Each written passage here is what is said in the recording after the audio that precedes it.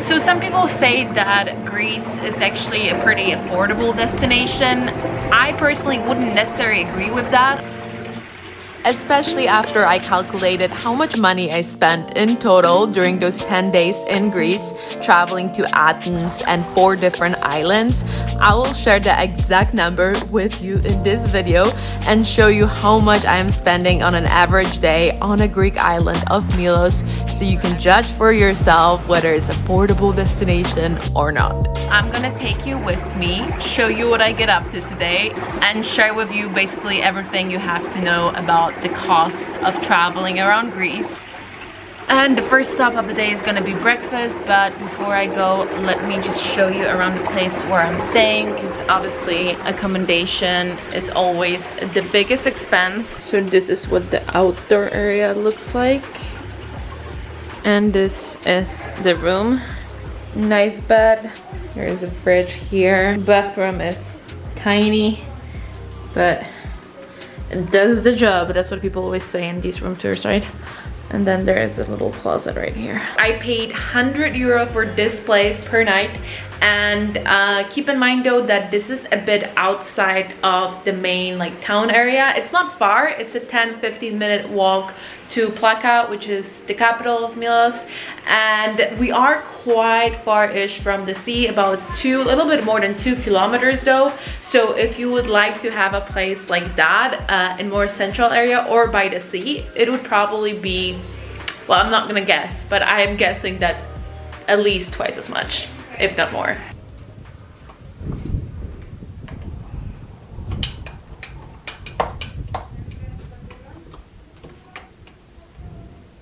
But if you do want to do Greece on a budget, is very much possible. Last year I paid about €35 for a hostel in Mykonos for a night. It was a bunk bed though, so but Mykonos is a very expensive island. Santorini and Mykonos are they are the most expensive islands here in Greece. Everything else is going to be much more affordable than these two. This year I'm also going to do hostel life for a little bit. I'm going to stay in a hostel in Ios, and I will be paying about 25 or 30 euro for a private room though. The way I personally like to travel is to mix both the expensive and the cheap. I kind of do both. I actually got this comment on my video from Athens that I thought was quite interesting. Someone was saying that they didn't understand the fact that I stayed in a hotel with a rooftop pool and then I took metro. That didn't make sense to them, but for me it makes perfect sense because I personally really appreciate a good hotel. So it made sense to me to spend more money and then be able to go to a pool after a long day of sightseeing in Athens and have a gym so I can work out.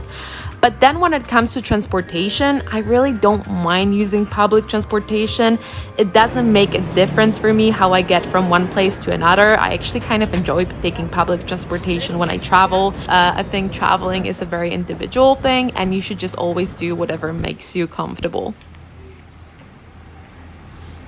And just a quick reminder, prices are obviously going to be very different depending on whether it's season or not. The main season here in Greece is July and August, but obviously end of June. Right now it's end of June, it's kind of like main season already. If you are able to travel outside of the main season, like May, beginning of June, end of September, beginning of October, now I mentioned all the options that you have, it can really pay off. So for example, last year in Mykonos I paid about 30 euro for a beach chair at Scorpios, which is one of the best beach clubs in Mykonos, and during the season a beach chair there is 120 euro. Yes, just a chair, just to like lie down, like nothing is included in it, not even water. So well, that's how expensive Mykonos is. I cannot get over the fact how beautiful this little street is, and it's so peaceful here.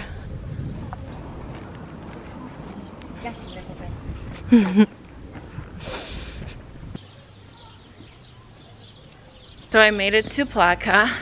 I haven't decided yet where I want to be eating, but yesterday when I was here I saw this nice area where there are a lot of places, so I'll try to find it and maybe see if they have anything good. Also, there's like no one here right now because it is the warmest time of the day, so I guess people are by the sea. I feel like whenever I'm going anywhere in Greece, it takes me twice as much time as it would at home because I have to constantly stop because wherever you look, it's beautiful. So I need to film everything. Is here the rooster? So there's a chance that I will starve to death today, but I was walking by and I saw this beautiful flower and I was like, if I don't vlog here, I might regret it for the rest of my life. So I'm doing it. So the second biggest cost that you should consider when coming to Greece is obviously transportation. I have written down all the details right here on my phonitos. Greece spendings, that must be it. I am taking 4 ferries in total on this Greek holiday, and I will be spending 260 euro on it. All the ferries that I'm taking are speed ferries and they all are between like 50 to 70 euro. I must say that I really do not remember ferry prices being that high last summer when I was here. I feel like it gotten so much more expensive after the pandemic, which could be the case because prices in general of, you know, traveling have gotten more expensive. When you're on the islands or in Athens, public transportation in Greece is very affordable. Most of the time you pay like €1, €2 for a bus or a metro ticket. Taxis can be pricey. As I told you this morning, I paid about 20 euro for a 4-kilometer ride. Most of the time on the islands they don't have taximeters, so you do have to ask for the price as you get in. You have to like agree on the price, and a lot of the time it doesn't really matter if you go like 4 kilometers or 6 kilometers. They're just gonna charge you like a fixed price, so it's often like 15 euro, 20 euro, unless you're in Santorini or Mykonos, then it's gonna be more. Okay, and now let's go and eat because I will seriously like starve to death in 2 seconds. And if you're interested in renting a car, the price will really depend on when you go. So in May or September, the average price for a day of car rental is around 50 euro, but during the peak season it goes up to even 100 euro. Of course, that depends what car you're gonna rent, and I also know that you can save up quite a lot of money if you book well in advance. Okay, I just saw another beautiful view that I absolutely need to film. I know I said that I'm like starving, but I mean, I can starve for this. No, I can't really, but you know what I was just thinking? Same thing that I'm thinking pretty much wherever I travel, but one of my biggest dreams would be coming here for like a month or 2. I think it would be the perfect place to work on my book. As you know, I'm currently working on my 2nd book. I'm in the process of writing and it's going really slow because I'm really busy and I have a lot to do. So my dream is to basically have like a month or 2, ideally a couple of months, but I don't think that will ever happen, to just focus on writing. And I mean, writing in a place like this would be much more fun.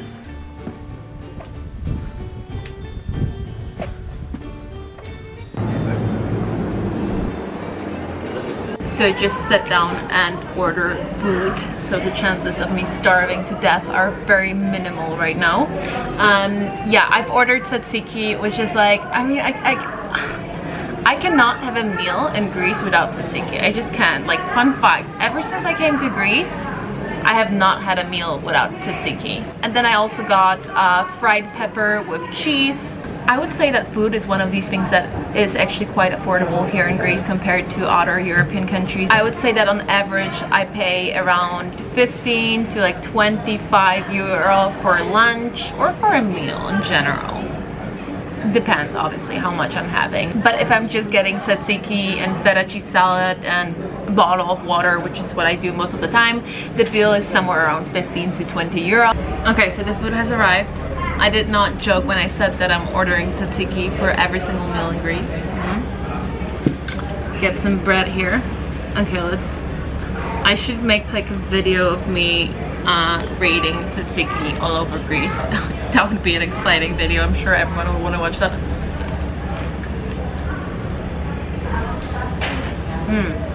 Good.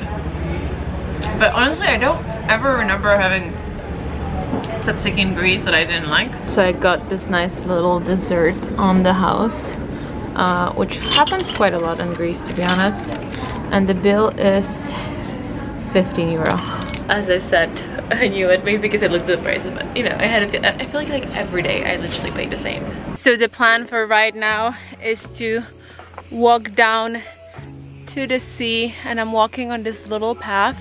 So I'm gonna go down to this place called Klima, and it's one of the most popular little fishing villages here in Milos. So when it comes to activities available on a Greek island like Milos, it's obviously, you know, a lot of beach activities, water sports. You can also do like a boat trip. I've checked the prices, and a boat trip is like 120 euro, 130. It really depends, but that's for a couple of hours, usually with a meal. But to be honest, I'm spending so much time on ferries on this trip that I'm definitely not into going on a boat trip right now. So my preferred activity is just walking and exploring the island. I mean, when the views are so beautiful, it's like, what else do you want to do, you know? Can you hear the sound? It's so quiet. That's so beautiful.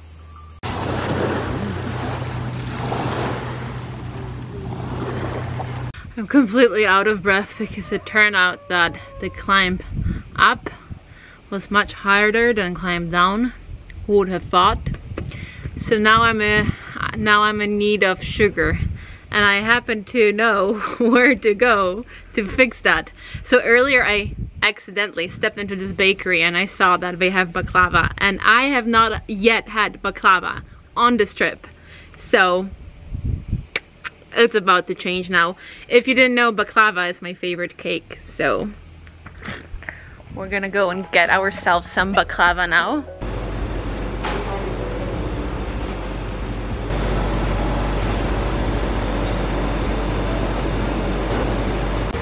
So I got myself one piece of baklava only, but it was a big one, to be honest. It was 4 euro, and now I think I'm gonna go to a supermarket or just somewhere to get some water and some juice. I have juice in my fridge, but I want more juice after that hike. I don't know what it is, but I always find supermarkets so interesting when I travel, and I find them absolutely not interesting at home. Even like this wall, look at this. Like this looks interesting only because it has like Greek letters on it.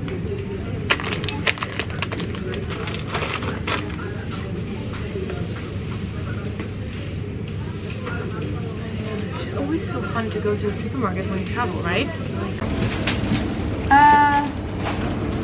Go to find the wine.